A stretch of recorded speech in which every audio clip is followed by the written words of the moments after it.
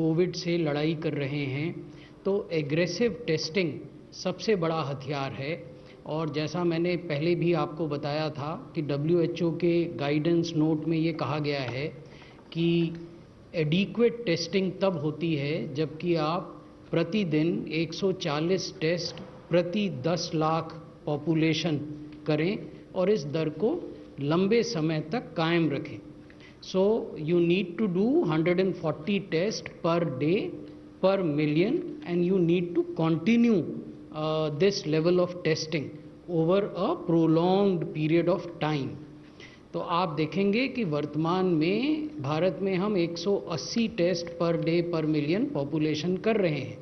लेकिन एक और जो महत्वपूर्ण बात है वो ये है कि ये जो पर मिलियन टेस्ट का मापदंड है इसको पॉजिटिविटी के साथ जोड़कर देखा जाना चाहिए। केवल टेस्ट कर लेना ही पर्याप्त नहीं है, आपको ये टेस्ट इस स्तर पर 140 टेस्ट प्रतिदिन प्रति 10 लाख पॉपुलेशन करने हैं ताकि आपकी पॉजिटिविटी घटकर 10% पर आ जाए पहले चरण में, और जारी रखना है इस स्तर की टेस्टिंग को ताकि आपकी पॉजिटिविटी घटकर 5% या उससे कम हो जाए।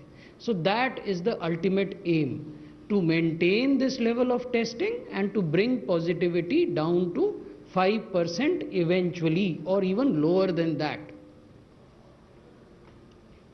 ये जो अगली स्लाइड है इसमें हम आपको ये बता रहे हैं कि आज भी भारत में 30 राज्य और यूनियन टेरिटरीज, संघ शासित प्रदेश ऐसे हैं जहां की पॉजिटिविटी भारत की जो पॉजिटिविटी का औसत है उससे कम है। सबसे नीचे भारत की पॉजिटिविटी है देश की, विच इज़ 8.07। ये भी डायनेमिक फिगर है, प्रतिदिन ये बदलता है, तो हम आपको लेटेस्ट आंकड़ा दिखा रहे हैं।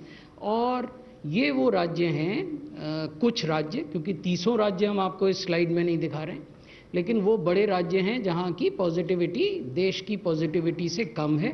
और जैसा मैंने पहले आपके समक्ष निवेदन किया कि आप 140 टेस्ट प्रतिदिन प्रति 10 लाख पॉपुलेशन तो करें ही, लेकिन एम ये होना चाहिए कि इसके साथ पॉजिटिविटी पहले 10% पर लाएं अगर ज़्यादा है, और फिर धीरे धीरे उसको 5% पर या उससे कम लाएं। तो ये वो राज्य हैं जिन्होंने कि अलग अलग मात्रा में इस लक्ष्य को पाया है। ये स्लाइड मैं आपका ध्यान इसलिए आकृष्ट करना चाहूँगा कि जो 4,02,529 का आंकड़ा है ये महत्वपूर्ण आंकड़ा है। ये देश का वास्तविक कोविड लोड है। The actual load of disease as on date in the country is 4,02,529, और दूसरी तरफ वो 7,24,000 के लगभग लोग हैं जो कि ठीक हो गए, भले चंगे हो गए, अपने घर चले गए, रिकवर कर गए हैं। तो जब हम आंकड़ों की बात करते हैं तो ऐतिहासिक आंकड़ों में हमें उलझना नहीं चाहिए, हमें अपना ध्यान केंद्रित करना चाहिए एक्टिव केसेस की संख्या पर, क्योंकि वो केसेस हैं जो या तो अस्पताल में हैं और हमारे हेल्थ सिस्टम की एफिशिएंसी का इम्तहान उन केसेस के ठीक होने से है, या ये वो केस हैं जो घरों पर हैं, होम आइसोलेशन में हैं और उनकी भी मेडिकल निगरानी की जा रही है। उसके भी अलग अलग तरीके हैं जो हम आगे आपसे विमर्श करेंगे। तो महत्वपूर्ण आंकड़ा 4,02,529 का है जो एक्टिव केसेस हैं। ये मैं आपको दिखाना चाहता हूं कि कैसे एक्टिव केसेस, डेथ और रिकवर्ड केसेस, ये एब्सोल्यूट नंबर्स हैं। आप देखेंगे कि जो नीला हिस्सा है इस ग्राफ का वो केसेस हैं जो एक्टिव केसेस हैं, यानी जो केस या तो अस्पताल में हैं या घरों में होम आइसोलेशन में हैं। जो हरा हिस्सा है वो दिखाता है जो लोग डिस्चार्ज हो गए, रिकवर करके घरों पर चले गए, और जो बीच में लाल हिस्सा है वो डेथ्स का है, वो मृत्यु जो अनफॉर्चुनेट हुई इस बीमारी से उसको दिखाता है। आप देखेंगे कि निरंतर जो नीला क्षेत्र है ग्राफ का वो घट रहा है और जो हरा एरिया है ग्राफ का वो बढ़ रहा है, यानी रिकवरी दिनों दिन तेजी से बढ़ रही है और एक्टिव केसेस की संख्या दिनों दिन कम हो रही है। महत्वपूर्ण बात ये भी है कि जो लोग आपके पॉजिटिव होते हैं और एक्टिव केसेस में आते हैं उनमें से कितने की जिंदगी, कितनों का जीवन हम अपनी वर्तमान स्वास्थ्य व्यवस्था के तहत बचा नहीं पाते, उसको हम केस फर्टिलिटी रेट से उसका आकलन करते हैं। और आप ये देखेंगे कि over a period of time the case fertility rate has dropped significantly to 2.43%, and this is a tribute to our frontline healthcare workers, our doctors, our nurses, our paramedical workers and other caregivers। ये उन सब के dedicated और सम्मिलित प्रयासों का फल है कि आज भारत जैसे बड़े देश का, जहाँ की स्वास्थ्य सुविधाओं की अक्सरह उनको क्रिटिसाइज़ किया जाता है कि वो अपेक्षा के अनुरूप नहीं है, तो सीमित संसाधनों के होते हुए भी अगर इतने बड़े देश में केस फर्टिलिटी रेट को 2.43% पर सीमित किया जा सका, तो ये इसमें एक बहुत बड़ा रोल हमारे डॉक्टर्स और पैरामेडिकल वर्कर्स का है। एक रोल एम्स न्यू दिल्ली जैसे इंस्टीट्यूशंस ऑफ एक्सीलेंस का भी है, जिन्होंने कि आगे बढ़कर विभिन्न जो देश के मेडिकल कॉलेज हॉस्पिटल्स हैं उनको इंगेज किया, उनके क्लिनिशियंस, उनके आईसीयू के डॉक्टर्स, उनके साथ टेली कंसल्टेशन किया, हफ्ते में 2 दिन करते हैं और उनको बताते हैं कि किस तरह से मरीजों की बेहतर देखभाल की जाए जिससे इस केस फर्टिलिटी रेट को और कम किया जा सके। जब हम ये कहते हैं कि देश का केस फर्टिलिटी रेट क्या है 2.43, तो हमें ये भी देखना चाहिए कि अनेक राज्य और अनेक संघ शासित क्षेत्र ऐसे हैं जहाँ की केस फर्टिलिटी रेट राष्ट्रीय औसत से भी कम है, उनका भी जिक्र यहाँ हमने किया है। और ये भी एक संतोष की स्थिति है कि ये वो राज्य और संघ शासित क्षेत्र हैं जहाँ 1000 या उससे अधिक केस रिपोर्ट हुए और तब उनका फर्टिलिटी रेट इतना है। जहाँ मान लीजिए केवल 100 ही केस हैं या 200 केस हैं, संभवतः वहाँ केस फर्टिलिटी रेट की तुलना राष्ट्रीय औसत से करना उचित नहीं होगा। इसलिए हमने आपको वो तुलना दिखाई है ऐसे राज्यों की और ऐसे यूटीज़ की जहाँ 1000 या 1000 से ज़्यादा केसेस हैं, उसके बावजूद उनका केस फर्टिलिटी रेट देश के केस फर्टिलिटी रेट से बहुत कम है। तो ओवरऑल ये मेरी अंतिम स्लाइड थी। ओवरऑल मैं धन्यवाद। ओवरऑल ये निवेदन करना चाहूँगा कि अभी तक देश ने कोविड-19 के मामलों को रिलेटिवली वेल अच्छे तरीके से हैंडल किया है। भारत सरकार या भारत सरकार के स्वास्थ्य मंत्रालय का सहयोग सभी राज्य सरकारों को मिल रहा है। समय समय पर हमारी टीमें राज्य सरकारों के साथ संवाद करती हैं। ये टीमें राज्य सरकारों का भ्रमण भी करती हैं और उन्हें दिशा निर्देश देती हैं। जो भी निर्णय मंत्रालय के स्तर पर लिए जाते हैं उसमें डोमेन नॉलेज एक्सपर्ट्स और जो साइंस और एविडेंस बेस्ड इनपुट्स आते हैं उसके आधार पर निर्णय होते हैं। ऐसा ही एक साइंस बेस्ड इनपुट और डोमेन नॉलेज एक्सपर्ट के द्वारा की गई एक्सरसाइज का उदाहरण दिल्ली का सेरो सर्विलेंस है जो आपके समक्ष प्रस्तुत आज किया जाएगा। तो अभी तक जो हमारे अनुभव रहे हैं वो ये दिखाते हैं कि अगर हम effective containment, effective surveillance, house to house search for active cases, aggressive testing के बाद उनका आइसोलेशन, प्रॉम्प्ट आइसोलेशन और एफिशिएंट ट्रीटमेंट, इन चीज़ों पर ध्यान दें तो उसके परिणाम अच्छे निकलते हैं। धन्यवाद। धन्यवाद सर। Director NCDC please.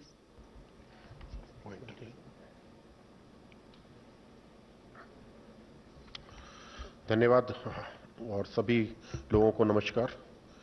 मैं आज आपके समक्ष एक साइंटिफिक स्टडी सीरो प्रेवलेंस पे जो दिल्ली की आबादी के ऊपर की गई थी उसके बारे में एक संक्षिप्त विवरण प्रस्तुत करूंगा।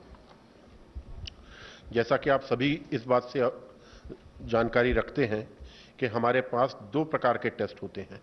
अगर कोई भी संक्रमण चाहे वायरल हो, बैक्टीरियल हो या किसी और पैरासिटिक हो, वो बॉडी में दो प्रकार के रिस्पॉन्स जनरेट करता है। पहला है एंटीजन रिस्पॉन्स और दूसरा है एंटीबॉडी रिस्पॉन्स। ये हमें समझना बहुत आवश्यक इसलिए है कि जो कोविड-19 के इन्फेक्शन में हम रिस्पॉन्स देखते हैं, पहला रिस्पॉन्स हम मेजर कर पाते हैं, वो है हमारा एंटीजन रिस्पॉन्स, जिसको पकड़ने के हमारे पास दो प्रकार के टेस्ट आज की तारीख में मौजूद हैं। पहला है RT-PCR टेस्ट, जो कि सभी लोग जानते हैं, हम लोग शुरू से उसको निरंतर अपने उसमें बढ़ाते जा रहे हैं और आज देश में इसके 1000 से ऊपर भी टेस्टिंग सेंटर्स मौजूद हैं। दूसरा है हमारा रैपिड एंटीजन टेस्ट, जो अभी रिसेंटली इंट्रोड्यूस हुआ है और जिसके तहत हम लोग जो टेस्ट का रिजल्ट हम लोग करीब 24-48 घंटे में भी पा रहे थे, वो आज इस टेस्ट के द्वारा मात्र आधे घंटे में पता लग सकता है। लेकिन इसमें थोड़ी सी वो है, संभ्रांति है कि सेंसिटिविटी और स्पेसिफिसिटी RT-PCR के मुकाबले थोड़ी कम है। तो पॉजिटिव हो जाते हैं, लेकिन नेगेटिव को अगर उनको सिम्टम होते हैं तो दोबारा टेस्ट किया जाता है। इन दोनों टेस्टों का एक उपयोग यह है कि व्यक्ति के ट्रीटमेंट में और मैनेजमेंट में सहायक होते हैं। ये यहां पर ध्यान देने की बात है, ये व्यक्तिगत रूप से हमको ट्रीटमेंट और मैनेजमेंट में सहायक के रूप में कार्य करते हैं दोनों टेस्ट। दूसरा हमारा टेस्ट है एंटीबॉडी डिटेक्शन टेस्ट। ये हमारा टेस्ट है जो कि हम सीरो सर्वेलेंस कहते हैं और सीरो सर्वे स्टडीज में इसको उपयोग किया जाता है। इसका मुख्य उद्देश्य है एक कम्युनिटी प्रेवलेंस और कम्युनिटी इन्फेक्शन का प्रेवलेंस एट कम्युनिटी लेवल और पॉपुलेशन लेवल असेसमेंट का ये हमारा एक मापदंड माना जाता है। अगर हम इसका देखें कि इसकी हमें आवश्यकता क्यों पड़ी और यह आवश्यकता क्या है साइंटिफिक स्टडीज में, तो हम जहां तक मैं एक आपको उदाहरण के तौर पर देना चाहूंगा कि हम कोई सा भी सर्वेलेंस नेटवर्क लगाएं, कहीं ना कहीं हमारे कुछ लोग इन्फेक्शन से जो संक्रमित होते हैं या जो इन्फेक्शन को एक्सपोज होते हैं, वो हमारे सर्वेलेंस के दायरे से छूट जाते हैं। और वो स्वाभाविक भी है, क्योंकि वो लोग एक तो वो इंक्यूबेशन पीरियड में हो सकते हैं, दूसरे वो एसिम्प्टोमेटिक फेज में हो सकते हैं, तीसरे वो प्री सिम्प्टोमेटिक फेज में हो सकते हैं, और तीसरा, चूंकि हमें वायरल लोड बिल्टअप होने में हमारे अपने शरीर की अपनी क्षमता होती है, जिसके अनुसार शहने वायरस का हमारे शरीर में एक लेवल बढ़ता है, और जब वो लेवल एक टेस्ट को पकड़ में आने की सेंसिटिविटी के दायरे में आता है, तभी वो टेस्ट उसको पकड़ पाता है। तो इस प्रकार कुछ लोग हमारे इसके दायरे से बाहर रहते हैं। वो बर्डन हमको एसेस करने के लिए, और वो बर्डन हमको बताता है कि हमारी पॉपुलेशन में किस हद तक एक वायरस का एक्सपोजर हो गया है। तो इसी को हमने डिटेल में जानने के लिए ये सीरो सर्वे किया। आप सभी को जानकारी है कि इससे पूर्व एक ICMR ने सीरो सर्वे किया था, जिसमें कि उन्होंने पूरे देश में सर्वे किया था और 0.07 प्रेवलेंस निकला था। ये दो प्रकार का सर्वे था। पहला था जिसमें सिटीज को 0 प्रेवलेंस, मिनिमम प्रेवलेंस और मीडियम और मैक्सिमम प्रेवलेंस में क्लासिफाई किया था, और दूसरा था हैवी प्रेवलेंस डिस्ट्रिक्ट्स को, सिटीज को, जिसमें कि जब बहुत ज्यादा प्रेवलेंस था उनके सिर्फ कंटेनमेंट जोन में किया गया था। तो इसी प्रकार दिल्ली में यह सर्वे सिर्फ साउथ ईस्ट डिस्ट्रिक्ट के कंटेनमेंट जोन में किया गया था, और वहां पर यह सर्वे हमको यह बताता था कि यहां पर प्रेवलेंस या वायरस का एक्सपोजर एक लेवल से आगे हो चुका है। तो इसी को पूरी तरह एस्टिमेट करने के लिए हमारा ऑब्जेक्टिव था कि दिल्ली की पॉपुलेशन में infection prevalence among general community कितना हुआ है, यह जानने के लिए हमने ये सर्वे किया था। अब जैसे कि सर्वे के उसके रिजल्ट के बारे में जाऊं, तो मैं आपको दो प्रकार की बातें बताना चाहूंगा कि सीरो सर्वे और जो एंटीबॉडीज का हमारे शरीर में जो जनन होता है या जो उसका आगे बढ़ाव होता है, वो पहले हमारा रिस्पांस, बॉडी का इम्यून रिस्पांस IgM जनरेट करता है। ये एंटीबॉडी चौथे से 5वें दिन और 5 से एसिम्प्टोमेटिक में 7वें दिन आ जाती है हमारे शरीर में। तो इस एंटीबॉडी का ये प्रकार होता है कि ये एक्टिव इन्फेक्शन को दर्शाती है, और 5 से लेके 21वें दिन तक इसका डाउनफॉल चालू हो जाता है। 21वें दिन से ये ग्रेजुअली नीचे आना चालू हो जाती है। तो हमको अगर इसकी प्रेजेंस मिलती है तो ये हमको एक्टिव इन्फेक्शन दिखाती है, लेकिन चूंकि ये जल्दी राइज होती है और जल्दी फॉल होती है, इसलिए हमको टोटल एक्सपोजर के बारे में इसमें उतनी जानकारी नहीं मिल पाती। इसी के साथ एक दूसरा एंटीबॉडी रिस्पांस होता है जो कि IgG होता है। यह रिस्पांस थोड़ा सा लेट जनरेट होता है 14वें से 15वें दिन के दौरान, और इसकी एक सस्टेन्ड लॉन्गेविटी होती है, कुछ लंबे समय तक ये रहता है। चूंकि ये इन्फेक्शन एक नए वायरस के द्वारा है, ये मैं यहां पे आप लोगों को इसलिए हाईलाइट करना चाहूंगा क्योंकि कितने समय तक ये एंटीबॉडीज हमारे शरीर में रहती हैं, इसके बारे में अभी डिटेल साइंटिफिक स्टडी के लिए उतना समय साइंटिस्ट को नहीं मिल पाया है। तो ये हमें शने शने पता चलेगा कि इस एंटीबॉडी का हमारे रक्त में कितने समय तक मौजूद या प्रेजेंस रहती है, ये जानने के लिए। अब मैं इसके थोड़े से नतीजों के ऊपर आपका ध्यान दिलाना चाहूंगा। जो हमें नतीजा बेसिकली मिला है वो मिला है, ओवरऑल हमारा प्रेवलेंस है 22.86। ये हमारा प्रेवलेंस है एडजस्टेड प्रेवलेंस। मैं आपको इसके बारे में थोड़ा सा ये बताना चाहूंगा कि जो टेस्ट हमने उपयोग किया है एलाइजा टेस्ट, और एलाइजा टेस्ट आईसीएमआर ने उसको वो किया था और स्टडी की थी और उसकी सेंसिटिविटी पाई थी 92.1 सेंसिटिविटी और स्पेसिफिसिटी थी 97.7। मतलब कुछ लोग इस सेंसिटिविटी के दायरे से अलग थे। तो इसको हमने जो आपने प्रेस में रिलीज में भी देखा होगा 23.48% जो प्रेवलेंस था, उस प्रेवलेंस को इसकी सेंसिटिविटी स्पेसिफिसिटी के साथ एडजस्ट करके हमने ये प्रेवलेंस किया है और यही हमारा इस स्टडी के दौरान ट्रू प्रेवलेंस माना जाएगा। अगर आप इसको थोड़ा सा डिटेल में देखना चाहेंगे तो आपको लगेगा कि हमारे 8 डिस्ट्रिक्ट, 11 में से 8 डिस्ट्रिक्ट दिल्ली में जिनका सीरो प्रेवलेंस 20% से ज्यादा आया है। इसमें सबसे ज्यादा जो अगर हम बात करें तो हमारी डिस्ट्रिक्ट आती है सेंट्रल डिस्ट्रिक्ट है, उसके बाद हमारी नॉर्थ ईस्ट डिस्ट्रिक्ट है, नॉर्थ डिस्ट्रिक्ट है और शहादरा डिस्ट्रिक्ट है। ये हमारे डिस्ट्रिक्ट्स जो है काफी 27% के आसपास इनमें प्रेवलेंस मिला है। मतलब ये हमको इंगित करते हैं कि यहाँ पर वायरस का एक्सपोजर यहाँ की पॉपुलेशन को, एक 27% पॉपुलेशन को ऑलरेडी तकरीबन हो चुका है। यही आपको ग्राफ के द्वारा भी दिखाई पड़ जाएगा। अगर हम इसके बाद हम ये अगर इसके ऑब्जर्वेशंस को कंपाइल करने की कोशिश करें तो हम ये देखेंगे कि ये हमको 8 डिस्ट्रिक्ट्स में 20% से ज्यादा है। और ये हमको एक बात और ध्यान दिलाता है जो कि मुख्य स्टडी की जो हम कम्युनिटी प्रेवलेंस की बात करते हैं वो ये है कि 6 महीने हमारे आज की तारीख में इस आउटब्रेक से हो चुके हैं लड़ते हुए, और दुनिया में इस वायरस का एक्सपोजर 6 महीने से ज्यादा हो चुका है। लेकिन फिर भी अगर हम इसको देखें तो हमारी दिल्ली की पॉपुलेशन 22.86% ही आज की तारीख में इससे एक्सपोजर हुआ है या संक्रमित हम उसको मान सकते हैं। इससे हमें एक और चीज पता चलती है कि हमारे लॉकडाउन वाले मेजर्स और जो कंटेनमेंट मेजर्स एक एग्रेसिव रूप से लिए गए, जिससे कि शुरुआत से ही हम लोग इसको इन्फेक्शन को एक उग्र रूप लेने से रोक पाए, वो एक हमको इसकी सफलता की ओर भी ध्यान दिलाती है। और साथ ही एक और बात जो मुख्य है वो है 77% जनता और 77% आबादी हमारी दिल्ली की आज भी वल्नरेबल है। मतलब कि वो इन्फेक्शन के लिए ससेप्टेबल है, जिनको अभी भी इन्फेक्शन नहीं हुआ है। इसमें मैं ध्यान दिलाना चाहूंगा हमारी एल्डरली पॉपुलेशन है, हाई रिस्क पॉपुलेशन है, जो कोमॉर्बिड कंडीशन से भी संक्रमित है। तो इसलिए बहुत आवश्यक है कि हमारे जो नॉन फार्मास्यूटिकल मेजर्स जो कि हम एग्रेसिव रूप से शुरू से फॉलो करते आ रहे हैं आज के, वो हमको आगे भी उसी संक्रमितता से और इसी संलग्नता से आगे फॉलो करने हैं, जिसमें मुख्य है फिजिकल डिस्टेंसिंग, जिसमें कहा जाता है 2 गज की दूरी, use of mask, appropriate mask हम लोग यूज करें। तीसरी चीज हैंड हाइजीन को हम लोग पूरी तरह से फॉलो करें, कफ के एटिकेट्स को फॉलो करें। ये हमारे कुछ ऐसे मेजर्स हैं जिनके द्वारा हम इस संक्रमण को अपनी अगली आबादी में फैलने से रोक पाएंगे। धन्यवाद। Thank you sir.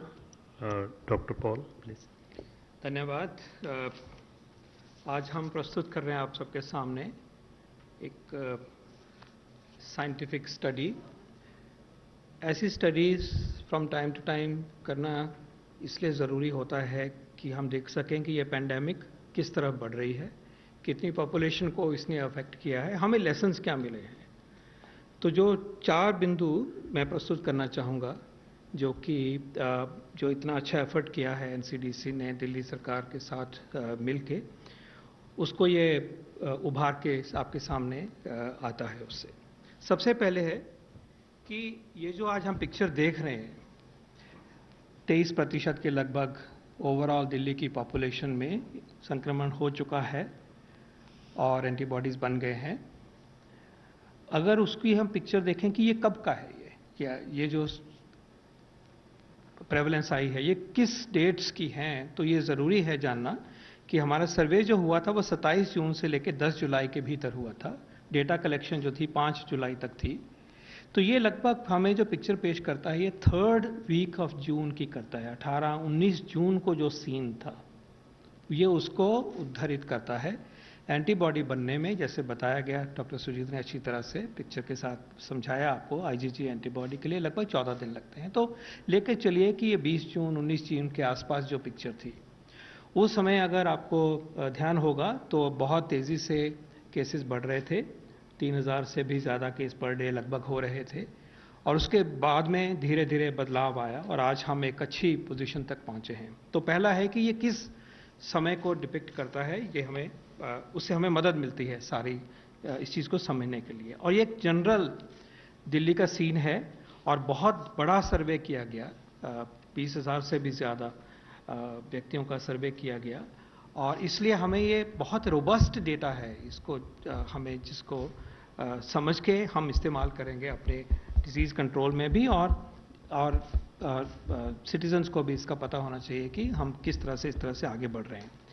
मेरा दूसरा मुद्दा है, दूसरा पॉइंट यह है कि देखिए 6 महीने के बाद भी एक ऐसे शहर में जिसकी की पॉपुलेशन डेंसिटी बहुत हाई है, पॉपुलेशन बहुत ज़्यादा है, घने एरियाज भी हैं हमारे, पेरी अर्बन पॉपुलेशन भी है, तो उसमें भी जो संक्रमण पहुंचा है वो 22-23% लोगों तक ही पहुंचा है। अगर इस तरफ से देखें, पहले क्लास अगर हम कहें कि किस तरफ है, तो ये दिखाता है कि जो मेहनत दिल्ली के वासियों ने करी, जो सरकार ने करी, जो अच्छी प्रैक्टिसेस अपनाई गई, वो इस बीमारी को सीमित करके रखा। बहुत सारी हमारी पॉपुलेशन जो है वो बची हुई है और ये हमें श्रेय देना पड़ेगा हम सब जनता का सबसे पहले। और इसके अलावा जो कंटेनमेंट की स्ट्रैटेजी सरकार ने अपनाई और मंत्रालय ने और एनसीडीसी ने दिल्ली सरकार के साथ, एमसीडी के साथ मिलकर जो चलाई, उससे हम उस तक सीमित कर सके कि आगे इन्फेक्शन नहीं हो। ये दिखाता है कि अगर हम साइंटिफिक प्रिंसिपल्स को फॉलो करते हैं तो पेंडेमिक को पकड़ में रखा जा सकता है और ये हमें कॉन्फिडेंस देता है अपनी स्ट्रैटेजी में और अपनी अप्रोच में। और इस टाइम तक आप ख्याल रखिए कि 6 महीने हो चुके हैं। इसमें एक बहुत बड़ा फैसला जो लॉकडाउन का हुआ था, उसका भी श्रेय, उसका जो कंट्रीब्यूशन है, उसका गेन भी दिखाई देता है। उसके साथ साथ जो तैयारी हुई, कंटेनमेंट हुई, उसके प्रोसीजर्स हुए, वो सब कुछ उसको दर्शाता है। ये मेरा दूसरा पॉइंट है। तीसरा पॉइंट है, वो बहुत महत्वपूर्ण है कि अगर हम पीछे देखें तो ये वो सिचुएशन थी जिसमें कि हमारा अभी बीमारी, डिजीज एक्सेलरेट हो रही थी।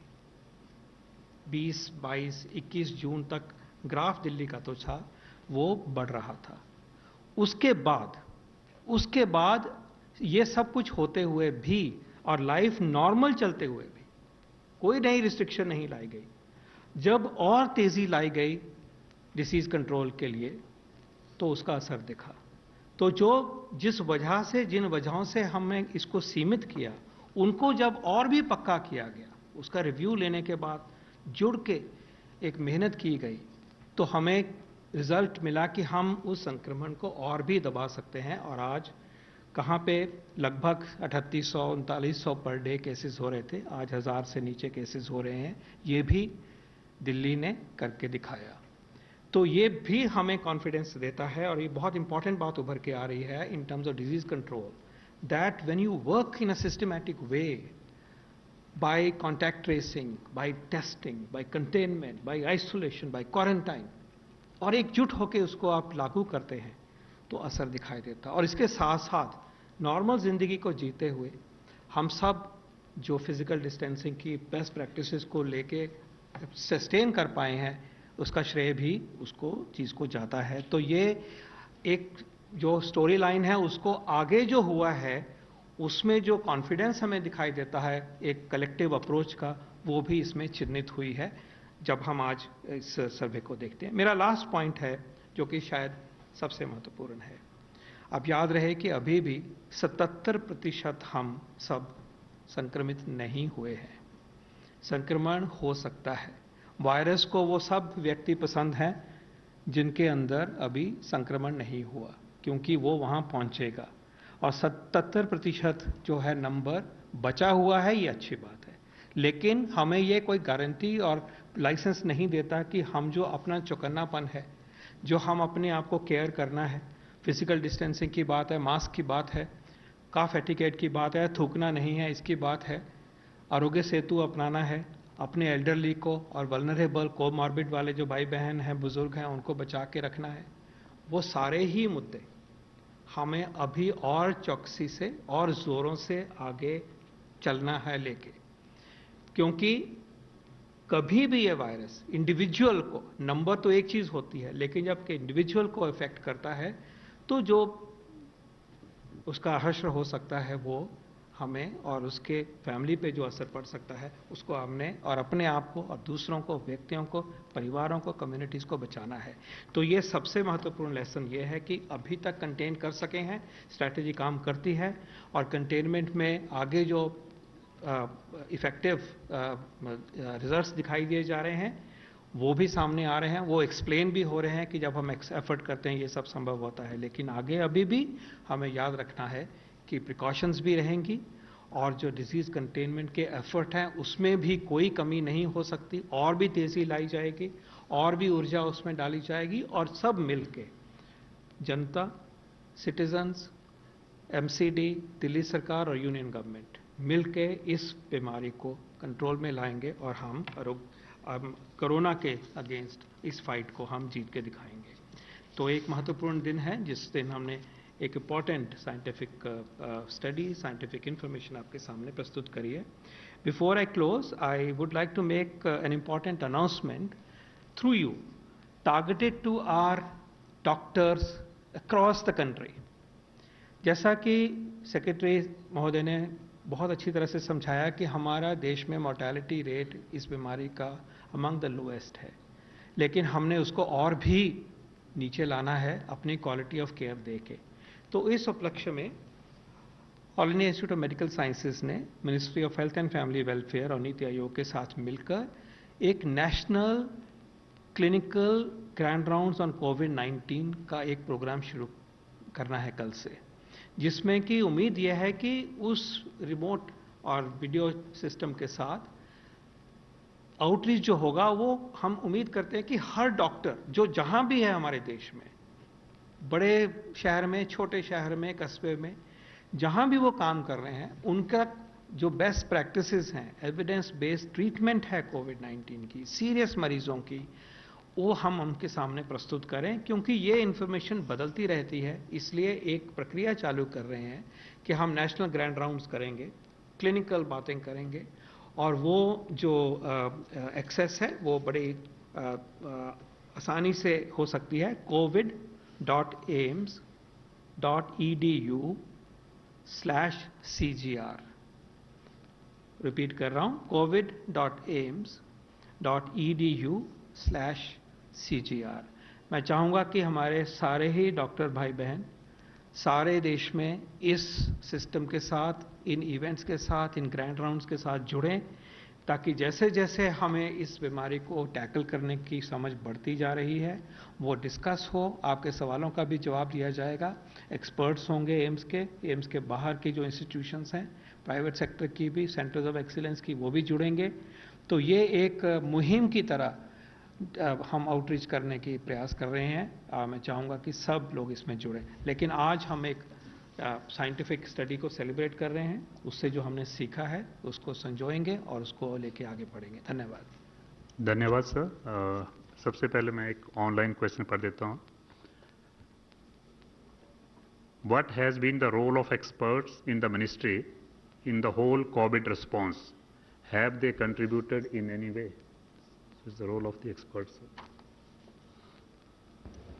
जैसा मैंने निवेदन किया था कि जो निर्णय स्वास्थ्य मंत्रालय द्वारा लिए जाते हैं वो साइंस और साइंटिफिक एविडेंस आधारित होते हैं, तो ये एविडेंस आप तभी अपने निर्णयों में ला पाएंगे जबकि इस प्रकार की कोई संस्थागत व्यवस्था हो। There has to be a institutional arrangement within the Ministry of Health to incorporate scientific evidence into decision making, into policy making. इस परिप्रेक्ष्य में स्वास्थ्य मंत्रालय में एक JMG का गठन किया गया। ये एक तकनीकी ग्रुप है। इसकी अध्यक्षता डायरेक्टर जनरल हेल्थ सर्विसेज करते हैं, जो स्वयं एक डोमेन नॉलेज एक्सपर्ट हैं। और इस जेएमजी के सदस्यों में एम्स के डॉक्टर्स हैं, इसमें आईसीएमआर के रिप्रेजेंटेटिव्स हैं, इसमें डब्ल्यूएचओ इंडिया का जो उनका दफ्तर है उसके लोग हैं, और इसमें अन्य गैर सरकारी सेक्टर्स के भी डोमेन नॉलेज एक्सपर्ट हैं। समय समय पर ये जेएमजी इनपुट्स देता है। उदाहरण के लिए जब ये पेंडेमिक शुरू हुआ था तो क्वारंटाइन की गाइडलाइंस क्या हों, लोगों को क्वारंटाइन किन परिस्थितियों में किया जाए, वहाँ किस प्रकार की व्यवस्था हो, ये गाइडलाइंस बनाई गई थी जेएमजी के इनपुट्स के आधार पर। इसके बाद टेस्टिंग जब हो रही है तो किस प्रकार के लोगों को आइसोलेट किया जाएगा, अस्पतालों में इलाज की प्रक्रिया क्या होगी, ट्राइजिंग किसी मरीज की जब वो अस्पताल पहुंचता है तो कैसे की जाएगी, ये सब भी जेएमजी के इनपुट से प्राप्त होता है। साथ ही आप लोगों को समय समय पर मंत्रालय की ओर से हम जानकारी देते रहते हैं कि there is a standard treatment protocol, एक मानक ट्रीटमेंट का प्रोटोकॉल है जो ये बताता है कि अगर आपको माइल्ड डिजीज़ है तो किस प्रकार की दवा खानी है, अगर मॉडरेट डिजीज़ है तो किस प्रकार का इलाज होना है, अगर सीवियर डिजीज़ है तो क्या इलाज होना है, इन्वेस्टिगेशनल थेरेपीज़ क्या हैं, उनका प्रयोग कब किया जाना है, ये सब इनपुट भी जेएमजी के माध्यम से मिलता है। तत्काल जिस मुद्दे पर जेएमजी विचार कर रहा है और निकट भविष्य में उस पर भी हम गाइडलाइन निर्गत करेंगे, वो ये है कि जो लोग कोविड से ठीक हो रहे हैं उनको कुछ अन्य प्रकार की समस्याएं हो रही। आप कोविड से तो ठीक हो गए, you have recovered, you have come home, लेकिन उसके बाद सांस से संबंधित, हृदय रोग से संबंधित, ऑप्थेल्मोलॉजिकल एस्पेक्ट से, रीनल एस्पेक्ट से, तरह तरह की जो कॉम्प्लिकेशन होती हैं उसमें किस प्रकार की केयर की जाए, तो ये मुद्दा है जिस पर वर्तमान में जेएमजी विचार कर रहा है। तो ये तो एक व्यवस्था है मंत्रालय के भीतर।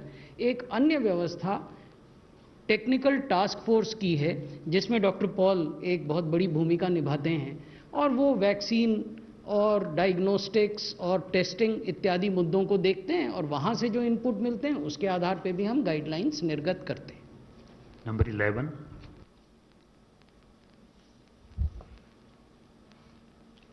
I have two questions. One is for Dr. Singh.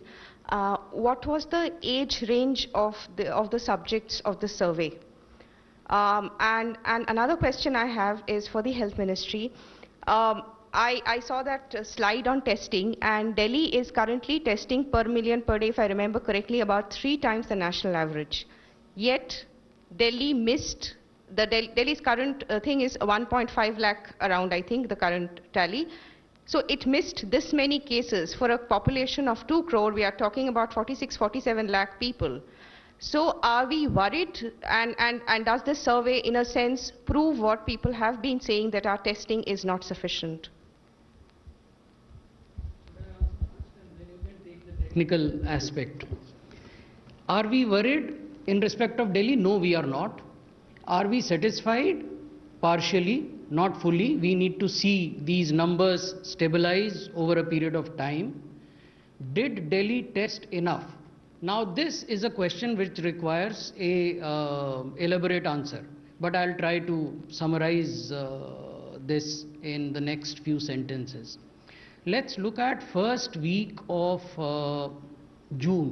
जून के पहले सप्ताह में दिल्ली में औसत लगभग 9-9,500 टेस्ट किए जा रहे थे। दिल्ली का पॉजिटिविटी प्रतिशत लगभग 37% था। 37% was the positivity rate in the first week of June, जब आप लगभग औसतन 9,500 सैंपल प्रतिदिन टेस्ट कर रहे थे।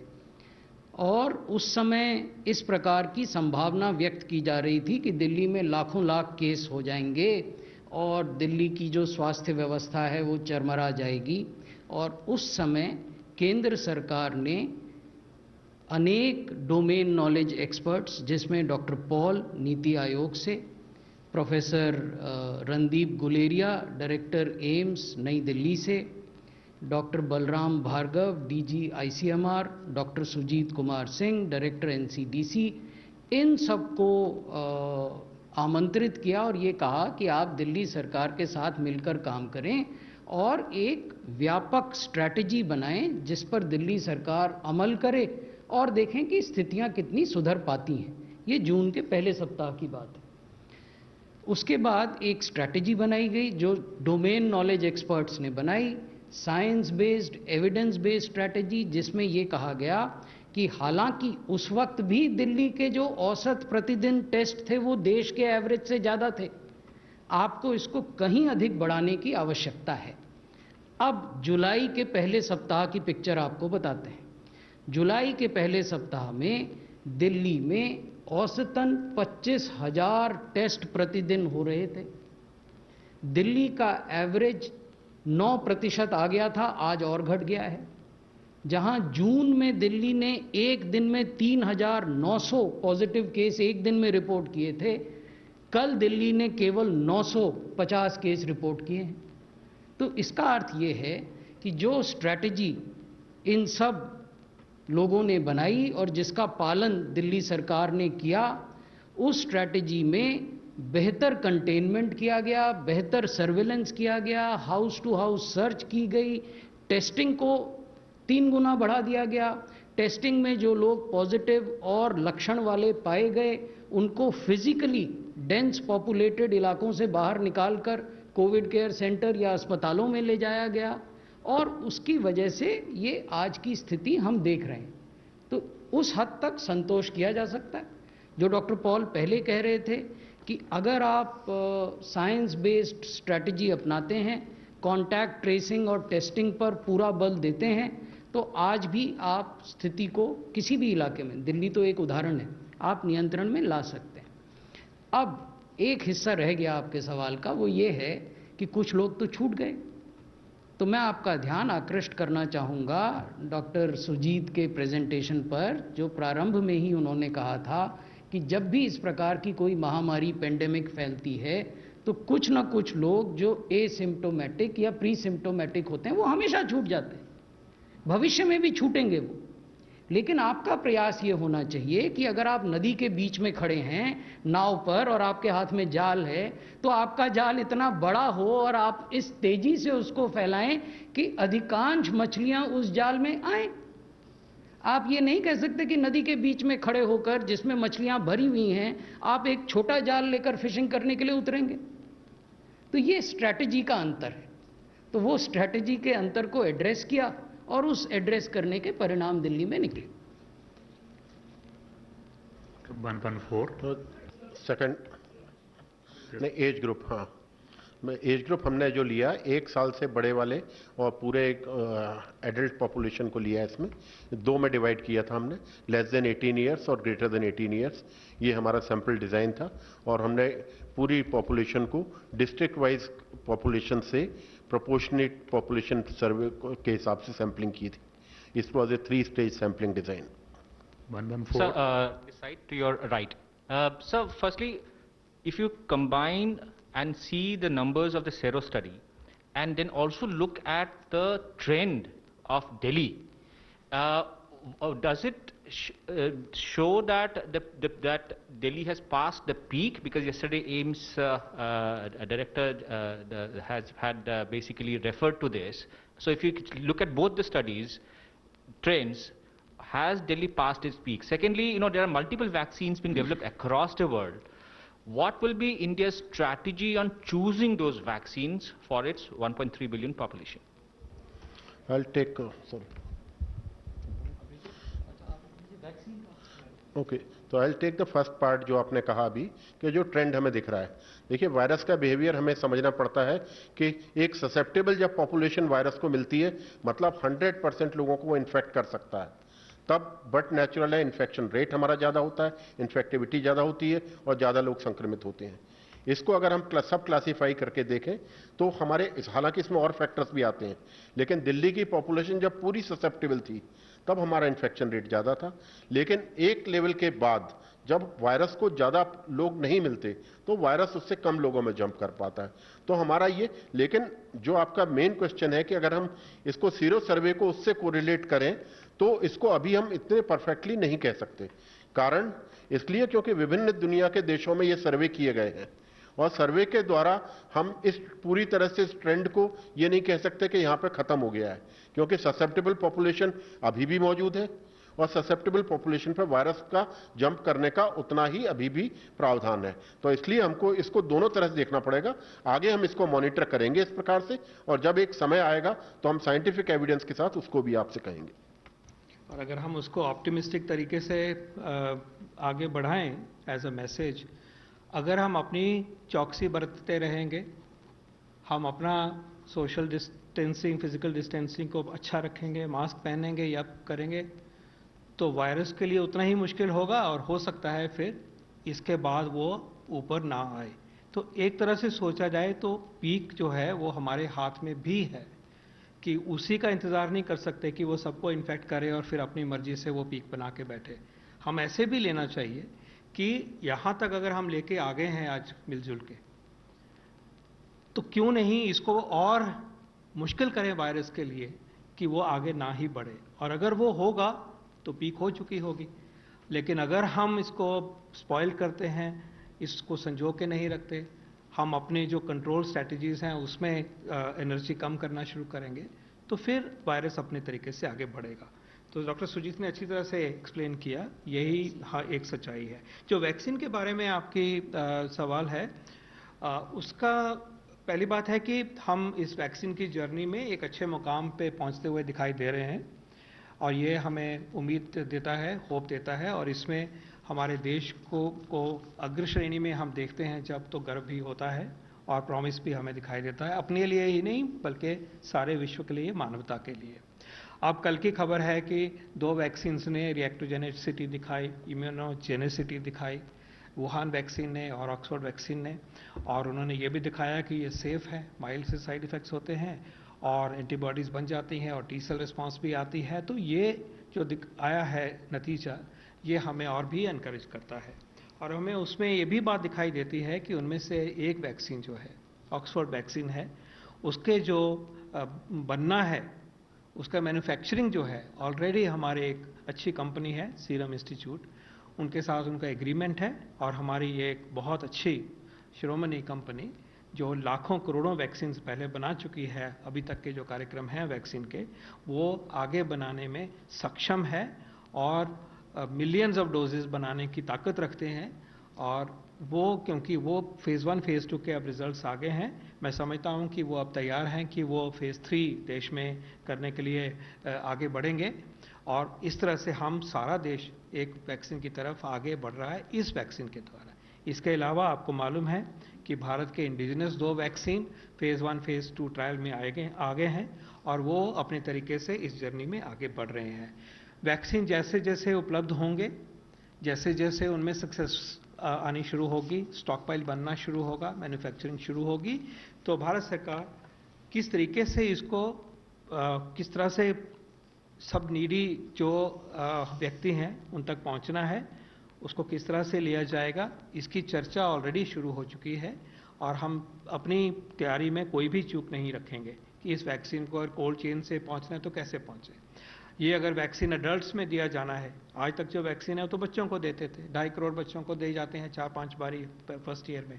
अब जब सबको देना है, पता नहीं 2 डोज भी देना पड़े और सब तक पहुंचना है, तो ये एक नया एक डायमेंशन है। ये पहले किसी ने ये डायमेंशन नहीं देखी इस प्लैनेट पे, देश को तो एक तरफ छोड़ ही दीजिए, लेकिन आप जानते हैं कि देश इस तरह के मुहिम के काम करने में पूरी तरह से सक्षम है। हमारे इलेक्शंस जो होते हैं वो एक बहुत नतीजे दिखाते हैं कैसे हम सारे धरातल तक पहुंच के एक इफेक्टिव प्रोटोकॉल ड्रिवन कार्यक्रम को हम कार्यान्वित करते हैं। तो जैसे जैसे वैक्सीन की और अवेलेबिलिटी की ओर हम बढ़ रहे हैं, अफोर्डेबल अवेलेबिलिटी की ओर बढ़ रहे हैं, उसी तरह से इन पैरेलल उसको कैसे धरातल तक लेके जाना है, कैसे पहुंचना है, वो थिंकिंग, वो डिस्कशन, वो प्रोग्राम भी साथ साथ बन रहे हैं। Thank you. 17।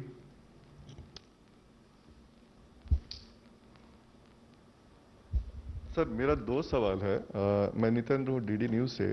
पहला है कि पिछले 2 हफ्तों में पॉजिटिविटी रेट बढ़ी है, यह एक चिंता का विषय है। इस बारे में कैसे इसको आप एक्सप्लेन करेंगे? दूसरा सवाल है कि दिल्ली में रैपिड एंटीजन टेस्ट कई फॉल्स निगेटिव आ रहे हैं, इस मामले में आप क्या कहना चाहेंगे? पहला तो जो प्रश्न था वो पॉजिटिविटी का है, बढ़ती हुई पॉजिटिविटी, जो हम समय समय पे राज्य सरकारों से और संघ शासित क्षेत्रों से विमर्श करते हैं, रिव्यू करते हैं। वहाँ पहली बात जो भारत सरकार का स्वास्थ्य मंत्रालय राज्य सरकारों से साझा करता है वो ये है कि बढ़ती पॉजिटिविटी से घबराने की ज़रूरत नहीं है। Let the high number of positive cases not overawe the state governments and the people who are engaged in management of this disease. जब आप एग्रेसिवली टेस्ट करेंगे तो शुरुआती दौर में आपकी पॉजिटिविटी बढ़ेगी, लेकिन जब आप उस एग्रेसिव टेस्टिंग को एक स्तर पर मेंटेन करते हैं, यानी दिन ब दिन आप उतने ही टेस्ट कर रहे हैं जैसा दिल्ली ने करके दिखाया, अन्य जगह अब कर रहे हैं इस उदाहरण को फॉलो करते हुए, तो positivity rate eventually comes down and that is what the guidance of WHO is also there which we have shared with the state governments. तो ये तो पॉजिटिविटी रेट का है। अब आप जो फॉल्स नेगेटिव की बात कर रहे हैं, मैं इसको दूसरे तरीके से आपको समझाने का प्रयास करूंगा। शुरुआत में जब ये पेंडेमिक शुरू हुआ था तो केवल RT-PCR टेस्ट होते थे और उसको गोल्ड स्टैंडर्ड अभी भी माना जाता है टेस्टिंग के दृष्टिकोण से। RT-PCR की लैब्स की संख्या भी प्रोग्रेसिवली बढ़ी और जो हमारी क्षमता थी लोगों को टेस्ट करने की वो भी बढ़ी। लेकिन उसके बाद रैपिड एंटीजन टेस्ट भी आ गए जो कि आधे घंटे में आपको रिजल्ट दे देते हैं। तो जब ये टेस्ट आए तो एक संयुक्त गाइडलाइन निर्गत की गई सभी राज्यों को, जिसमें ICMR और स्वास्थ्य मंत्रालय ने बताया कि आपको रैपिड एंटीजन टेस्ट कहाँ करने हैं, और रैपिड एंटीजन टेस्ट में जो पॉजिटिव आते हैं वो तो 100% पॉजिटिव हैं ही, उस पर बहस नहीं है। जो नेगेटिव आते हैं बशर्ते कि उन लोगों में लक्षण भी हों, if the negative cases are also symptomatic then they must undergo RT-PCR test. ये भी बोला, क्योंकि इसमें भी कुछ कन्फ्यूजन रह गया था, तो इसलिए संयुक्त जो दिशा निर्देश निकले उनमें ये भी कहा गया कि अगर उस दिन जिस दिन टेस्ट हुआ उस दिन वो एसिम्टोमेटिक हैं लेकिन 2 दिन बाद उनमें लक्षण आ जाते हैं, तो उस परिस्थिति में भी उनको RT-PCR टेस्ट करना है। अब अगर दिल्ली का हम उदाहरण देखें तो दिल्ली में 18 जून से 21 जुलाई के बीच में, क्योंकि ये आंकड़े मेरे पास हैं, ये मैं आपको साझा कर सकता हूं, बाकी आंकड़े भी उपलब्ध हैं which we can disseminate if anyone requires. 18 जून से 21 जुलाई के बीच में 3,63,172 एंटीजन टेस्ट एडमिनिस्टर किए गए और इनमें 6.33% positivity I. 6.33 of people who took rapid antigen test out of this 3,63,000, which is roughly 23,000, they tested positive. But a large number also tested negative. Out of that large number, those who were symptomatic and tested negative, they were only 2,294. And these 2,294 then underwent RT-PCR test. उसमें 348 लोग positive पाए गए, यानी प्रतिशत के हिसाब से लगभग 15% लोग जो कि रैपिड एंटीजन टेस्ट में नेगेटिव थे लेकिन जिनके पास लक्षण थे वो RT-PCR टेस्ट होने में पॉजिटिव हो गए।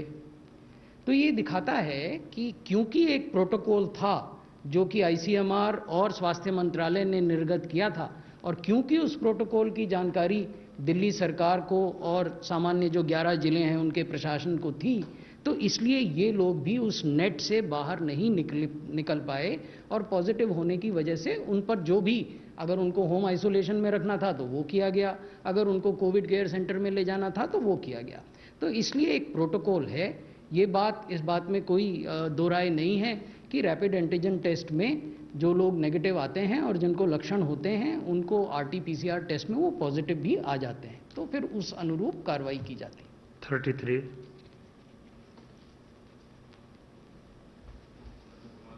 TV9 भारतवर्ष से। सर, बिहार अभी सेंट्रल टीम गई थी, वहाँ के हालात बहुत ख़राब हो रहे हैं और कई तरह के विजुअल्स आ रहे हैं कोरोना संक्रमण में लोगों को लेके किस तरीके से देखते हैं और वहाँ की क्या स्थिति आप लोगों ने देखी है मेडिकल इंफ्रास्ट्रक्चर और दूसरी चीज़ों को लेके? Love, would you want to take that question? ये बिहार गए थे केंद्रीय टीम का नेतृत्व करते हुए। जैसे कि आपकी नॉलेज में है कि government of India state government के साथ चर्चा करते हुए अपनी टीम्स समय समय पर भेजती रहती है। डिफरेंट स्टेट्स में हम लोग जाते रहते हैं।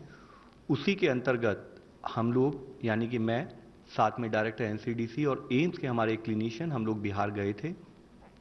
वहाँ पर मुख्यतः जो हमने देखा है वह यह है कि जब माइग्रेंट पॉपुलेशन वहाँ पर वापस गई थी तो स्टेट ने उसको बड़े अच्छे ढंग से मैनेज किया और केसेस का स्प्रेड रोकने में स्टेट काफ़ी हद तक सफल रही। उसके साथ ही जब केसेस की दर वहाँ पर थोड़ी बढ़ने लगी तो स्टेट ने एक बड़े प्रोएक्टिव स्टेप के रूप में पूरी स्टेट में वहाँ पर लॉकडाउन इस मंथ एंड तक लगाया हुआ है। जो हमारी स्टेट के ऑफिशियल से, स्टेट के चीफ सेक्रेटरी साहब से, स्टेट के हेल्थ मिनिस्टर साहब से जो डिस्कशन हुआ, जो ब्रीफिंग हुई और जो फील्ड विजिट हुई, उसमें जैसे कि अब इससे पहले मेरे सीनियर कोलीग्स ने आपको बताया है कि हमारा बड़ा क्लियर फोकस है कि सबसे पहले तो हमें टेस्टिंग पर ध्यान देना है। हम जितनी ज़्यादा टेस्टिंग करेंगे उससे हमें दो एडवांटेजेस मिलते हैं।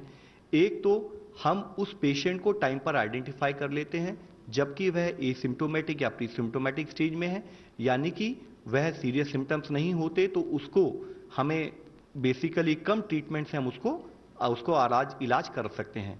दूसरे ही अगर हम जल्दी टेस्टिंग करते हैं तो वह पेशेंट दूसरे लोगों को इन्फेक्ट नहीं कर पाता क्योंकि हमने उसको टाइम पर आइडेंटिफाई कर लिया। तो इसी के तहत हमने स्टेट से रिक्वेस्ट की है कि टेस्टिंग इंफ्रास्ट्रक्चर को और बढ़ाया जाए। इसके साथ ही जैसे कि आप सब लोगों को इससे पहले भी मालूम है कि testing link with containment is a very important strategy. तो जिसके तहत हमने स्टेट गवर्नमेंट से रिक्वेस्ट की है कि जो उनके कंटेनमेंट जोन्स हैं उनको गवर्नमेंट ऑफ इंडिया की गाइडलाइंस के तरीके से बनाया जाए, उसके हिसाब से उसको मॉनिटर किया जाए। और उसमें भी सबसे मुख्य अंश है कि पेरीमीटर कंट्रोल के साथ साथ हम जितने भी वहां पर हमारे जो हाउस होल्ड्स हैं उनको एक्टिव केस सर्च से केस आइडेंटिफिकेशन में सारी और आईएलआई केसेस को हम लोग आइडेंटिफाई करें। तीसरा बिंदु जो इसमें एक मुख्य बिंदु है कि जो है हमारा लॉकडाउन का फेज जो बिहार में अभी चल रहा है इसको हम सही ढंग से सदुपयोग करें और वहां पर हम अपने हॉस्पिटल इंफ्रास्ट्रक्चर को और अपग्रेड करें। हॉस्पिटल इंफ्रास्ट्रक्चर अपग्रेड करने के संबंध में एक और मुख्य अंश है कि हॉस्पिटल बनाना, हॉस्पिटल डेडिकेट करने के साथ साथ हम वहां पर जो हमारा हॉस्पिटल स्टाफ है उसकी कैपेसिटी अपग्रेडेशन भी साथ ही लें। जैसे कि इससे पहले हमने आपको बताया कि एम्स दिल्ली के साथ मिलकर हमने एक वहां पर सेंटर ऑफ एक्सीलेंस बनाया जिसके थ्रू हम वहां पर clinical management protocol, infection prevention management और पर्सनल प्रोटेक्शन और ट्राइजिंग से संबंधित टेक्निकल जो नॉलेज है वो डिसेमिनेट करते रहते हैं। और उस विजिट के साथ ही आज भी एक और सेमिनार जो है एम्स दिल्ली ने वहां के 80+ जो हॉस्पिटल्स उन लोगों के साथ की है। चौथा एक मुख्य अंश है कि साथ ही जब हम ये हॉस्पिटल इंफ्रास्ट्रक्चर अपग्रेड करें तो पेशेंट एक्सपीरियंस एक बहुत मुख्य अंश होता है। जैसे कि आप लोगों को मालूम है कि अगर कहीं पर भी कोई कोविड पेशेंट पॉजिटिव आए तो एक थोड़ा बहुत डर, एक भय, एक शंका जो होती है उसके लिए एक प्रोएक्टिव वे में कैसे सिस्टम बनाया जाए कि उस पेशेंट को हम लोग इंटरेक्ट कर सकें, उसको हॉस्पिटल टाई-अप या होम आइसोलेशन जैसे कि गाइडलाइंस कहती है उसके अंतर्गत उसका ट्रीटमेंट हो सके। उसके लिए जैसे कि दिल्ली में और बहुत सारे राज्यों में किया गया है, क्या हम आईटी का इस्तेमाल करते हुए बेड वैकेंसी पोजीशन दिखाते हुए साथ में उन पर्टिकुलर पेशेंट को एक सीमलेस एम्बुलेंस सर्विस से टाई अप करते हुए उसको हम एडमिशन या होम आइसोलेशन और उसका ट्रीटमेंट प्रोटोकॉल फॉलोअप कर सके। इसके बारे में हमने स्टेट से चर्चा की है। स्टेट में काफी पॉजिटिव स्पंदना थी और हम आशा करते हैं कि ऑलरेडी स्टेट में काफी जो काम हुआ है उसी के चलते हुए स्टेट में अच्छे ढंग से केसेस मैनेज हो सकेंगे। 260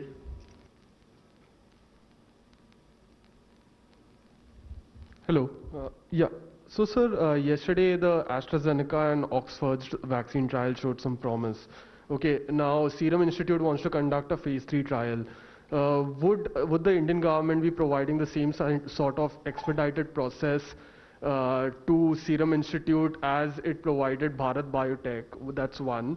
And second, in the US government and the UK government have provided funding for various vaccine projects. Okay, will the Indian government also be considering something similar, say through the PM CARES fund for the vaccine development so that the cost can be reduced? The answer to both is yes. Regulatory facilitation will be ensured. It's already being undertaken and being done, as well as, if required, the resources need to be supplemented. That will be actively considered. The Government of India will leave no stone unturned to ensure that people of India and the international community has access to an Indian vaccine at the earliest possible. So every possible facilitation will be ensured, making sure that the vaccine trials are done with scientific rigor, ethical rigor, and we arrive at a vaccine option that's affordable. Therefore, all efforts will be made. Sir, online question. Add on regulation. You see, right from the time the pandemic began, the CDSCO, that is the Indian National Regulator, has put in place a accelerated approval process which is uniform, universal, applies to all applicants. So we will not be going out of our way for a specific applicant. This special dispensation is already available, and both indigenous as well as external manufacturers and importers have utilized this accelerated regulatory process. DCGI's office is acting in a proactive manner in this entire exercise, whether it is a question of according market authorization or emergency authorization to new drugs, repurposed drugs, diagnostic kits or vaccines. So we don't make a distinction for one specific promoter or agency. There is a standardized process which is accelerated process which applies to all. Sir, what is the share of antigen tests and the negative testing samples under antigen test? How many are followed up with RT-PCR? How many negative samples were asymptomatic? This is already replied when the gentleman here asked that question. 59. Sir, मैं प्रशांत हूँ ABP news से। एक कल DG health services का एक advisory आई N95 mask को लेकर, जो रेस्पिरेटरी वॉल्व के साथ, जो उसमें ऐसा क्या हो गया सर? क्योंकि कई दिनों से शुरू से ये इस्तेमाल हो रहा है। क्या आधार था आप लोगों के ये कहने का कि उसको इस्तेमाल नहीं किया जाए? उसमें क्या खराबी है? और दूसरा, वेस्ट बंगाल के चीफ सेक्रेटरी ने कल कहा है, शायद केरल से भी ये बात आई है, कि उनके राज्य में कुछ इलाकों में कम्युनिटी ट्रांसमिशन शुरू हुआ है। उसके बारे में कोई जानकारी हो तो बताएं। पहले मास्क जिनमें वाल्व होते हैं, ये एक रैपिडली डेवलपिंग सिनेरियो है, जैसा आप जानते हैं। जैसे पहले ये कहा जा रहा था कि जो कोविड का ट्रांसमिशन है वो ड्रॉपलेट आधारित ट्रांसमिशन है। उसके बाद साइंस ने कुछ और स्टडीज़ की और ये कहा गया कि अगर आप इनक्लोज्ड स्पेसेस में हैं, बंद कमरों में हैं, वर्क प्लेसेस में हैं, तो इस बात की संभावना है कि जो छोटे ड्रॉपलेट हैं वो हवा में देर तक सस्पेंड रह सकते हैं और एयरबोर्न इन्फेक्शन भी हो सकता है। WHO ने भी ये कहा कि हम इस चीज़ को मान रहे हैं, लेकिन हम और एविडेंस का भी इंतज़ार कर रहे हैं। तो उसी प्रकार स्वास्थ्य मंत्रालय भी जिस तरह से साइंटिफिक एविडेंस आते हैं उसके आधार पर अपने गाइडलाइंस निर्गत करता है। हाल के दिनों में कुछ साइंटिफिक स्टडीज़ हुई जिन्होंने ये कहा कि इस प्रकार के N95 मास्क, यहाँ मैं ये भी बताना चाहता हूँ कि N95 मास्क रेस्पिरेटर, जिसको वाल्व कहते हैं, उसके साथ और बिना रेस्पिरेटर, जैसा ये सज्जन ने यहाँ पहना हुआ है, हाँ, ये भी N95 मास्क है और शायद इसमें रेस्पिरेटर नहीं है, कम से कम यहाँ से नहीं दिख रहा। अच्छा है, तो बिना रेस्पिरेटर के भी N95 मास्क आते हैं और रेस्पिरेटर के साथ भी आते हैं। तो जो एविडेंस आ रहा है वो ये कहता है कि जब आप वाल्व वाला मास्क पहनते हैं तो आप स्वयं तो सुरक्षित हैं, लेकिन जो आप एक्सहेल कर रहे हैं, if you are a asymptomatic person, then the propensity of that infecting others is there. This is a evolving situation. अगर कुछ और तथ्य हमारे सामने आएंगे और हमें ये आवश्यकता लगेगी कि इसमें कुछ संशोधन करने की ज़रूरत है तो हम करेंगे। वर्तमान स्थिति यही है जो हमने अपनी गाइडलाइंस में बताई है। तो ये तो मास्क की बात हो गई। अब कम्युनिटी ट्रांसमिशन की बात, मैंने पहले भी इस पर आपको संबोधित किया था। मैं संक्षेप में आपको ये बताता हूँ कि कम्युनिटी ट्रांसमिशन की कोई परिभाषा WHO ने नहीं दी है। There is no standard definition given by WHO of community transmission. तो जब स्टैंडर्ड परिभाषा नहीं है तब क्या स्थिति है? WHO permits that its member nations can, based on their own circumstances, categorise the spread of disease. इसका अर्थ ये हुआ कि WHO के जो सदस्य देश हैं वो अपनी स्थानीय परिस्थितियों के आधार पर ये कैटेगराइज कर सकते हैं कि उनके देश में डिजीज स्प्रेड की क्या स्थिति है। तीसरी महत्वपूर्ण बात जो समझने की है वो ये है कि कम्युनिटी स्प्रेड मोटे तौर पर क्या है। अगर परिभाषा नहीं है तो कुछ तो एक समझ, अंडरस्टैंडिंग साइंटिफिक कम्युनिटी में होगी।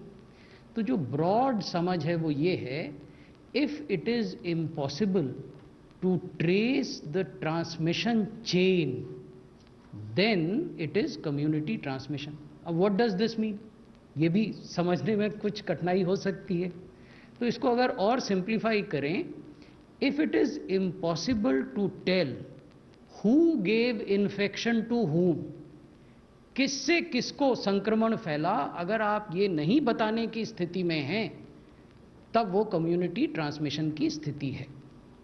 हमने क्या पाया, अभी आपने दिल्ली का सेरो प्रेवलेंस देखा, हमने ये पाया कि दिल्ली में 11 जिलों में से ऐसे भी जिले हैं जहां 6 क्या अब तो 6.5 महीने हो गए संक्रमण के, केवल 13% फैलाव है। दूसरी तरफ ऐसे भी जिले हैं शाहदरा या सेंट्रल दिल्ली जैसे जहां 27% फैलाव है। लेकिन जहां 13% फैलाव है जैसे south Delhi, south west Delhi, वहां भी अभी 80% से अधिक आबादी संक्रमण से बची हुई है। जहां ज़्यादा फैलाव है वहां भी लगभग 70% आबादी बची हुई है संक्रमण से। दिल्ली एज अ होल देखें, जैसा डॉक्टर SK सिंह ने बताया 22.80%, तो भी बड़ी आबादी बची हुई है। तो हम लगातार ये कहते रहे हैं कि हमारे देश में there are clusters of cases and there are pockets of localised transmission. आज भी हम उसी स्टैंड पर कायम हैं। लेकिन अपने आप में ये महत्वपूर्ण नहीं है कि किस प्रकार का ट्रांसमिशन हो रहा है, महत्वपूर्ण ये है कि आप जमीन पर क्या कार्रवाई कर रहे हैं। एक तो एकेडमिक बहस है कि कैसा ट्रांसमिशन हो रहा है, किस प्रकार का हो रहा है, और दूसरा है कि आप वास्तविकता में कर क्या रहे हैं। तो वहाँ बार बार हम राज्य सरकारों के साथ ये दोहराते हैं और राज्य सरकारें हमारे साथ ये बात कर रही हैं कि कंटेनमेंट इफेक्टिव हो, सर्विलेंस इफेक्टिव हो, घर घर में जाकर एक्टिव केस सर्च हो, टेस्टिंग को बढ़ाया जाए, टेस्टिंग में जो लोग लक्षण वाले पाए जाते हैं उनका इलाज समय पर हो, ताकि हम जो मोर्टेलिटी की दर है, जैसा डॉक्टर पॉल ने अभी कुछ देर पहले निवेदन किया था, उसको 2.4, 2.5 से घटाकर 1% या उससे भी कम पर ला सकें। तो महत्वपूर्ण तथ्य ये है।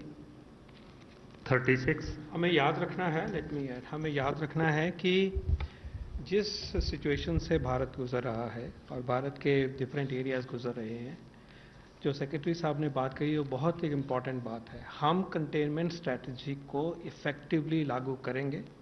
हमने उसके फ़ायदे देखे हैं, जहां हमने चूक हुई वहां हमने सफ़र भी किया, ये भी हमें एक्सपीरियंस में दिखने को आया है। तो suppression of the transmission of virus continues to be a strategy. Sometimes the two get linked up and a mixed message goes out. Let's be very clear that we will continue to work hard in all areas to suppress the chain of transmission through containment, through perimeter control of the zones, through testing, through quarantine, through isolation. This is the mainstay strategy as of today, and it has stood the test of time. There will be no dilution, and no part in India should give it up. And this is our request, that you please add your weight to be part of this strategy to contain the disease. Thank you. Sir, मेरा नाम ललित है, मैं total TV से हूँ। मेरा एक सवाल sir ये है कि जैसा कि आज भारत सरकार का ये विमर्श है कि ज़्यादा टेस्टिंग अगर हम करते हैं तो हमको उसका ज़्यादा फ़ायदा मिलेगा आने वाले समय में, और आज हम कई राज्यों के साथ साथ देश भर में देख रहे हैं कि टेस्टिंग का लेवल लगातार बढ़ गया है। मेरा सवाल सर ये है कि इस टेस्टिंग को बढ़ाने की मांग पहले भी हो रही थी, लगातार ये एक बार पॉलिटिकल एजेंडा भी बन गया था, उस वक्त क्यों नहीं बढ़ाया गया ये टेस्टिंग, अब क्यों बढ़ाया गया, क्या इसका क्राइटेरिया है आखिर? हमें याद रखना चाहिए कि ये पैंडेमिक जो है ये कुछ महीनों की से ही शुरू हुई है। हमें याद रखना चाहिए कि जब ये पैंडेमिक शुरू हुई तो ना टेस्ट था, ना टेस्ट करने का सिस्टम था। हमारे पास एक लैब थी जहाँ से हम शुरू करे हैं। धीरे धीरे क्षमता बढ़ी, धीरे धीरे पैंडेमिक भी बढ़ी अपने तरीके से, क्योंकि उसका बढ़ना है वो एक प्रोग्रेशन है, ससेप्टेबल पॉपुलेशन में आता है। तो जैसे जैसे वक्त बदला हमारी टेस्टिंग स्ट्रैटेजी भी बदलती गई। बिल्कुल शुरू में हम लिमिट करते थे, जो बाहर से ट्रैवल करके आए हैं उनको ही लेते थे, उनके आसपास वालों को लेते थे। धीरे धीरे इसका रूप बढ़ा और ये इन टैंडम चलता रहा। अगर उस टाइम पे कहें कि आजकल की नॉर्म हमने इस्तेमाल करनी थी तो ज़रूरत ही नहीं थी उस स्टेज पे। जब क्षमता बढ़ी तो हमें उसको आगे तक ले जाने के लिए, नए नॉर्म्स तक पहुंचाने के लिए, ज़्यादा डिजीज़ को कंटेन करने के लिए जो इन्फॉर्मेशन चाहिए, जो डेटा चाहिए, जो लोगों के बारे में हमें पता होना चाहिए कि धरातल पे कितनी प्रेवलेंस है, वो हम सभी को मिलना शुरू हो गया। आज बड़ी खुशी की बात है कि हम 3,60,000 के करीब टेस्ट पर डे कर सकते हैं। ये हम सोच भी नहीं सकते अभी कुछ दिनों तक। देश के अंदर RT-PCR बनना शुरू हो गया है, एंटीजन टेस्ट बनना शुरू हो गया है, एक्सट्रैक्शन मशीन्स बननी शुरू हो गई हैं। इतना कुछ हुआ है तो क्षमता बढ़ी। तो दोनों का एक तरह से तालमेल चलता रहा। जैसे जैसे ज़रूरत हुई, वी हैव बीन फॉर्चुनेट कि हम अपने मीन्स के अंतर्गत टेस्टिंग कैपेसिटी को बढ़ाते रहे हैं। और जैसे अभी हमारे प्लान्स हैं, अगले कुछ हफ्तों में testing capacity 5-5.5 lakh per day की हो जाएगी। और उसके बाद में मीडियम टर्म में मुझे अश्योर किया गया है कि हम 1 मिलियन पर डे की कैपेसिटी तक पहुंच जाएंगे। तो जैसे जैसे सिचुएशन बदली, टेस्टिंग स्ट्रैटेजी बढ़ी, टेस्टिंग का साइज बढ़ा और टेस्टिंग में जो विभिन्नता आई कि एंटीजन टेस्ट भी आ गया, RT-PCR भी आ गया, और कहीं पे एंटीबॉडी से हम इंफॉर्मेशन लेना शुरू कर रहे हैं। और तरह एंटीजन में भी और एंटीबॉडी टेस्ट में भी हमारे पास और तरह के मल्टीपल ऑप्शंस अवेलेबल होने शुरू हो गई हैं। तो जैसे जैसे इवॉल्व हुआ, टेस्टिंग इवॉल्व हुई, and we are very satisfied the way India has performed in this regard. Last question number 9। Thank you, sir. Sneha from CNN News 18. My question, I have 2 questions, please allow me. My first question is to Dr. Singh. Sir, you've spoken about Delhi and the Sero survey results in Delhi, but there are certain news reports that suggest that there is prevalence of 55% among the population in cities like Ahmedabad of population who are in fact carrying antibodies right now, which means that a larger chunk of the population has already faced the infection or already has been exposed. What do you have to say about Ahmedabad and other cities? And my second question is that, and this is a clarification, if a person has antibodies, will that person need to be quarantined if he or she comes in contact with a confirmed positive COVID-19 patient, or has the immunity passport concept been something that you all are going by? First question, I must say that I am not aware that where any systematic survey of population-based survey has been conducted in Ahmedabad. Having said that, yes, ICMR did a study where seroprevalence was found to be 34% in Ahmedabad. But yes, we are planning to undertake sero surveys in many cities in the similar way, population-based survey. That was specifically in containment zone. Yes, sir, thank you, sir, for pointing out. Because in Delhi also what we noticed in containment zone was only 9 to 11%. It wasn't that high in that area. But it differs from time to time. That should be kept in mind. Like sir has rightly mentioned, that our survey result do not point to the current situation in Delhi. ये सर्वे हमें बताता है 19 जून को 18 जून को हमारे दिल्ली में infection load कितना था या कितनी पॉपुलेशन उससे एक्सपोज हुई थी जिनमें कि एंटीबॉडी हमारे टेस्ट ने डिटेक्ट की। तो ये एक एस्पेक्ट है। दूसरा, आपने जो बात करी कि एंटीबॉडी होने से इन्फेक्शन का चांस बता रहे हैं, ये दोनों अलग अलग बातें हैं। मैं आपको इसलिए कह रहा हूं कि री इन्फेक्शन के केसेस आज तक कहीं पे नोटिस नहीं हुए हैं कोविड में, जहां तक कहा जाए, लेकिन एंटीबॉडी आपको प्रोटेक्शन देती है उससे। ये चीज अभी थोड़ी सी रिसर्च का विषय है, इसके ऊपर अभी और क्लैरिटी आने की आवश्यकता है। तो मैं ये भी एक यहां पर क्लियर करना चाहूंगा सबको कि जिनमें एंटीबॉडी डेवलप हो गई है उसका कोई ये पूरी तरह से ये नहीं है कि मेरे को एंटीबॉडी डेवलप हो गई या मेरे को इन्फेक्शन या मैं पूरी तरह से हर चीज से प्रोटेक्टेड हो गया हूं। तो ये इस तरीके का दोनों को लिंक करना मेरे हिसाब से सही नहीं होगा। I think that has been explained. अगर आप पॉजिटिव केस के कांटेक्ट में आएंगे तो आपको इन्फेक्शन के, जब यही मैं कह रहा हूं, आपको एंटीबॉडी ने कितना लेवल का प्रोटेक्शन दिया इसका अभी, और कितने ड्यूरेशन तक वो प्रोटेक्शन लास्ट करेगा, ये दो चीजें अभी भी एक डाइसी क्वेश्चन है जो पूरी तरह से साइंटिफिक एविडेंस बेस्ड नहीं कहा जा सकता। Thank you very much.